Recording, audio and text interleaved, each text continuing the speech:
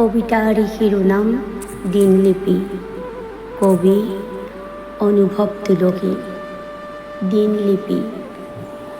মোৰ সন্মুখৰ কালিৰ দিনটোৰ মৃতদেহ বাহিৰৰখীয়া হৈ বহি আছোঁ। সন্মুখৰ কলমডাল মৃতদেহৰ অন্য এক সংস্কৰণ যেন, আৰু এই কাগজখিলা মৃত আকাশৰ এটি পাত যেন। আজি হয়তো আকৌ উদয় হৈছে সূৰ্য। আজি কি কালিৰ স্মৃতি নে নতুন সেউজৰ বতাহ? মই একো ধৰিব পৰা নাই। নিজৰ শটো টানি টানি আনি সদায় বহা ঠাইতে বহিছোঁ। সাৰ পোৱা নাই। মই অচল সময় গতিশীল নে একে ঠাইতে স্থবিৰ? ক'ৰ পৰা পাম গতিৰ নিশ্চয়তা?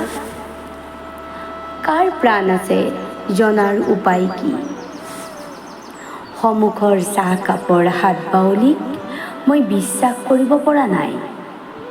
কোন ক'ত আছা হয়নে? আহাচোন, শনিয়া গাড়ীক খবৰ দিয়া। সতী জয়মতী নগৰ, পাটহিয়া ২৫, ৬ নং উপপথ, এই ঠিকনা দিবা। এই ঠিকনাতে একাধিক মৃতদেহ গোট খাইছে। চব নিব লাগিব।